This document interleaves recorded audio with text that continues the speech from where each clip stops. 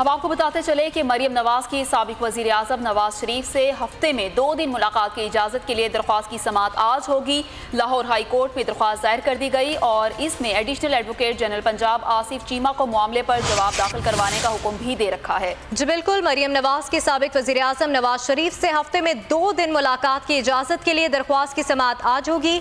इसी हवाले से हमारे नुमाइंदे मुनीर बाजवा हमारे साथ मौजूद है। मुनीर बाजवा, बताइएगा आज की समाअत में क्या डेवलपमेंट की उम्मीद कर रहे हैं?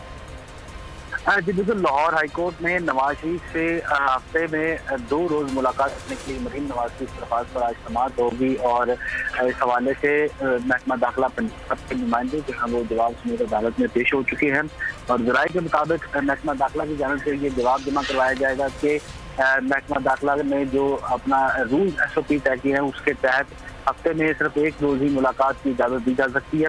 आम अदालत ने इस हवाले से additional advocate general Punjab Asif Cheema को जवाब के लिए तलब कर रखा है और कायम काम की justice Lahore high court Mamoon Rashid Sheikh जो है वो इस दरख्वास्त पर समाअत करेंगे। कुछ ही देर बाद इस दरख्वास्त में मरीम नवाज ने ये मौक़िफ़ अख्तियार कर रखा है कि महकमा दाखिला पंजाब की जानिब से नवाज शरीफ के से 1 हफ्ते में 1 रोज़ मिलने की इजाज़त दी गई है, जबकि दरख्वास्त गुजार के वालिद जो हैं वो दिल के आर्जे में मुब्तला है और पंजाब हुकूमत ने नवाज शरीफ के कारकुनों और पार्लियामेंटेरियन से मिलने का भी पाबंदी आयद कर रखी है।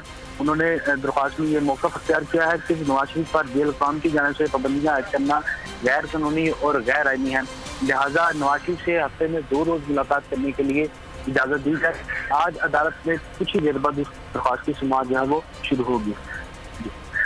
ठीक है, तो मरियम नवाज की साबिक वजीर आज़म नवाज शरीफ से हफ्ते में 2 दिन मुलाकात की इजाज़त के लिए दरख्वास्त की समाअत आज होगी। मुनीर बाजवा, आप हमें सूरत हाल से आगाह कर रहे थे, आपका शुक्रिया।